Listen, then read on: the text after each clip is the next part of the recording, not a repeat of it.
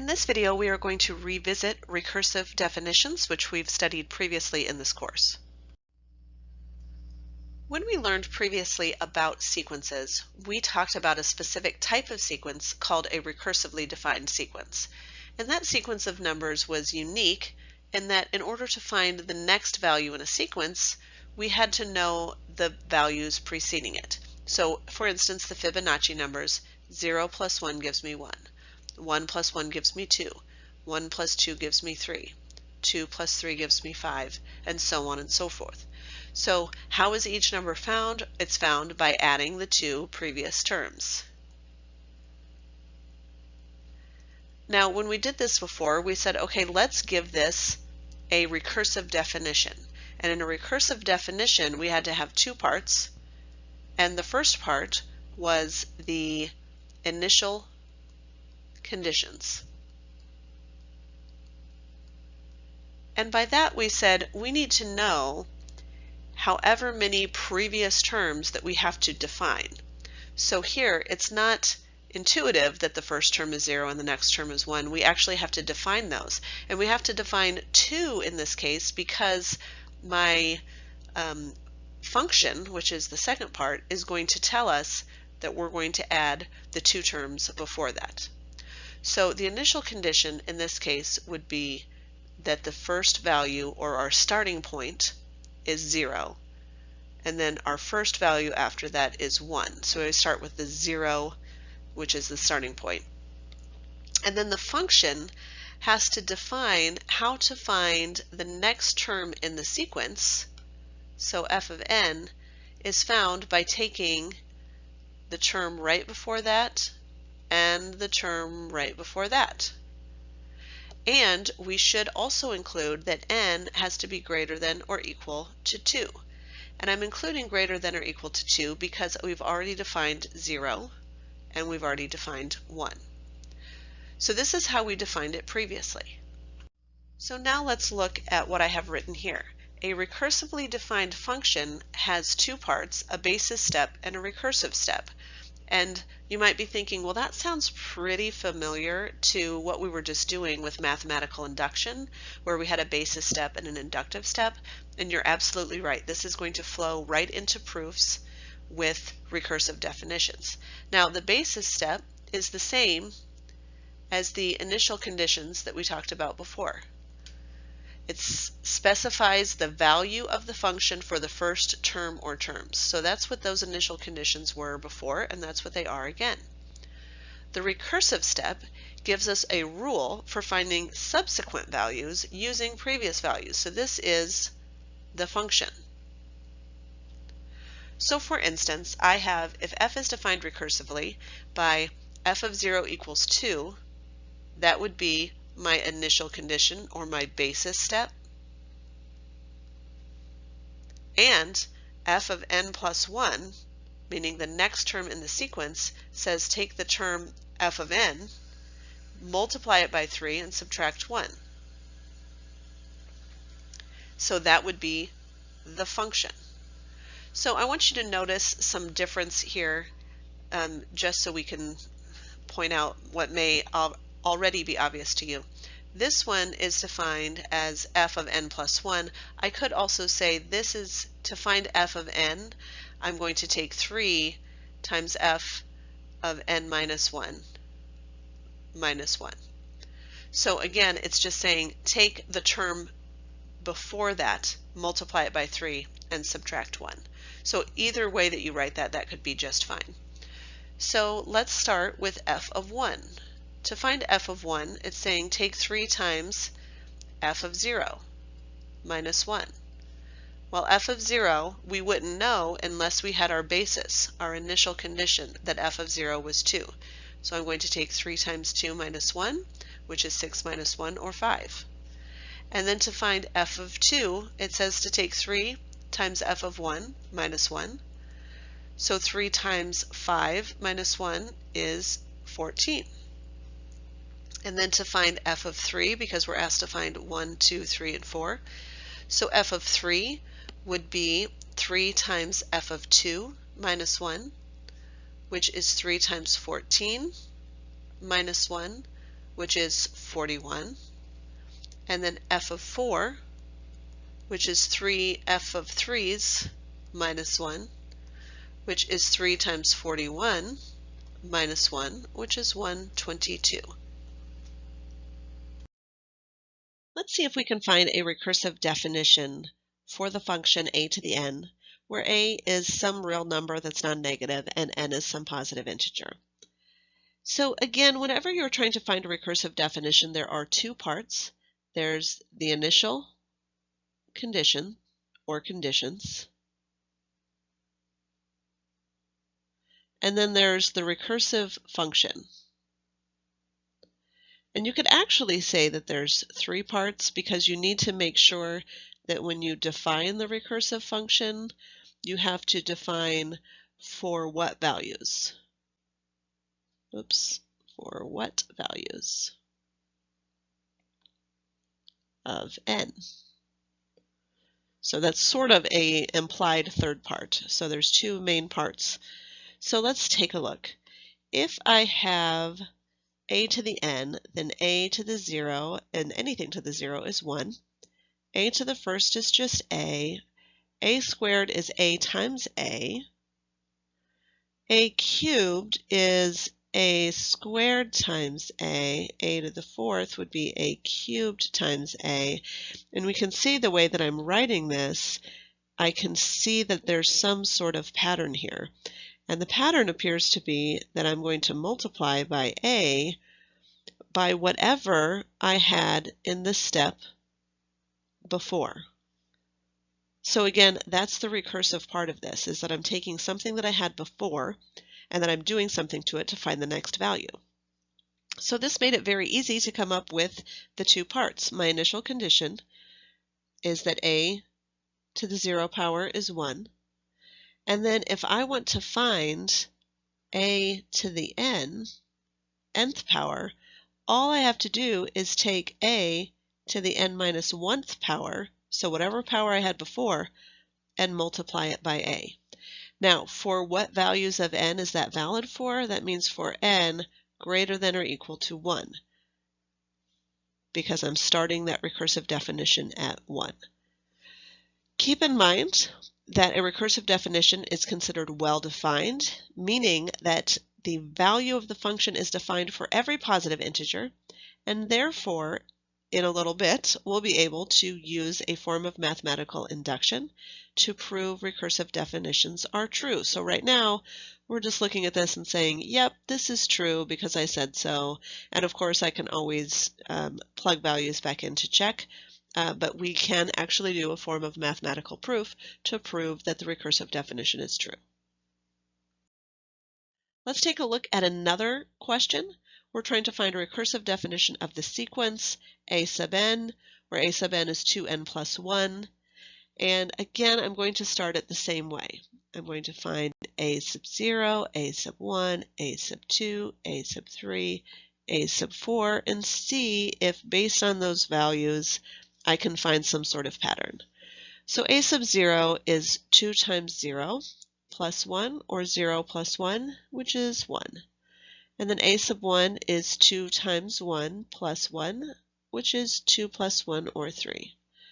A sub 2 is 2 times 2 plus 1, or 4 plus 1, which is 5. A sub 3 is 2 times 3 plus 1, and we get the idea here. 6 plus 1, which is 7, and then I can take 2 times 4 plus 1 is 8 plus 1, which is 9. So I have a very established pattern here. Comparing one value to the next, it appears that all I have to do to get from one to the next is add 2. So again, let's take a look at how we might write our definition. First, I'm going to write my initial condition. And my initial condition would be that a sub 0 has to be 1. So I'm going to set that to be my initial condition. And then from there, I know that all I have to do is write my recursive function, which is going to define what a sub n is. And my recursive function here is that I would take whatever the value was before, which is a sub n minus 1, and add 2. And that's going to be for all n values greater than or equal to 1, because a sub 1 is where I'm first going to be able to find the solution using my initial value of 1 and adding 2. And again, if you're ever unsure, you can always plug values back in to make sure. So a sub 1, according to my new recursive definition, is a sub 0 plus 2, which is 1 plus 2 or 3, which matches up. And then a sub 2 is a sub 1 plus 2, which is 3 plus 2, which is 5, which matches up. So you can always check it, but again, keep in mind this is what we're looking for when we say find a recursive definition.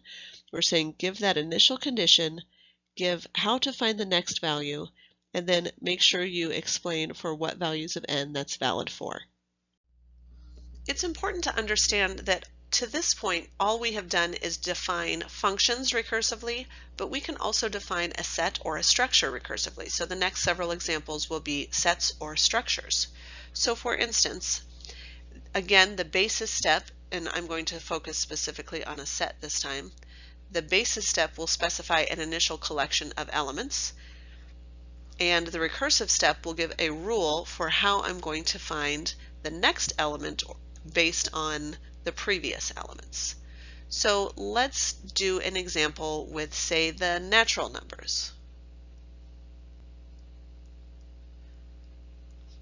And if you'll recall previously, the natural numbers were just the counting numbers, which is 0, I'm sorry, not 0. We don't start at 0 when we count. 1, 2, 3, and so on. So if I were to define the natural numbers recursively, I would again have a basis step, and my basis step would specify an initial collection of elements. So in this case, I'm just going to say what the initial value is, that 1 is a natural number. Now the recursive step tells me how to get to the next number based on the number before it. And so I can see the pattern obviously is just that I'm going to add 1. So I have to say if n is a natural number, then n plus 1 is a natural number. So I'm specifying that it's still going to be in the set if I take whatever the natural number was plus 1. So let's test out our recursive definition. So the basis says start at 1, and then the recursive step says if n is a natural number, so 1 is a natural number, then I can add 1, and that will be a natural number.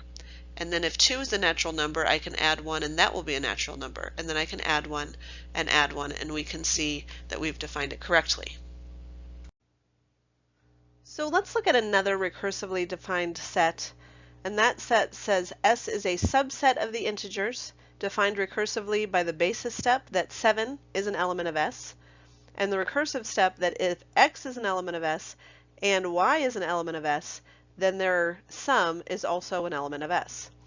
So if we wanted to use that to list the elements of S produced by the first 5 applications of the definition, the first value would be 7, because the first value comes from the basis step. So I've applied it once. Applying it a second time gives me the first recursive step, which is if X is an S and Y is an S, then X plus Y is an S. And so essentially that's saying 7's an S and also 7 is an S. And so the sum of 7 and 7, which is 14, is an S.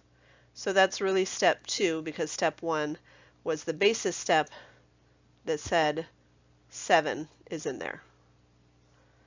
Then step 3 says if X is in S and Y is in S, then the sum of those is in S, which is 21. And you can see this process, if I'm doing it 5 times, I would then take 7 plus 21, and that's 28, and then 28 plus 7, and that is 35. Now you might be asking then, well, why wouldn't I add 14 and 35 together? Why couldn't that be a step? And it certainly could be a step. I just wanted to get the first 5 applications, which is essentially that I'm adding 7 each time. And notice if I took 14 plus 35, that number, which is 49, would in fact be what I would get if I took 42, which is what the next value would be, plus 7. So I can add 2 other elements of the set together, and that sum would also be in the set. I just wanted the first 5. So I wanted to give you an example of a recursively defined structure rather than just a set. And I chose a rooted tree because we're going to study rooted trees in an upcoming unit. And so I wanted to give you a good introduction. So this says a set of rooted trees, where a rooted tree consists of a set of vertices containing a distinguished vertex called the root, and edges containing these vertices can be defined recursively by the basis step that says I have a single vertex. So let's say here's my single vertex R that is a rooted tree. The recursive step says suppose that you have tree 1, tree 2, tree 3, etc. all disjointed rooted trees. Disjointed means they're not connected to one another, but they're all rooted trees with roots R1, R2, respectively. The graft formed by starting with a root R that's not contained in a tree and adding an edge from R to each of those roots is also a rooted tree. So let's say I have a rooted tree that looks like, we'll call that R1. That looks like this.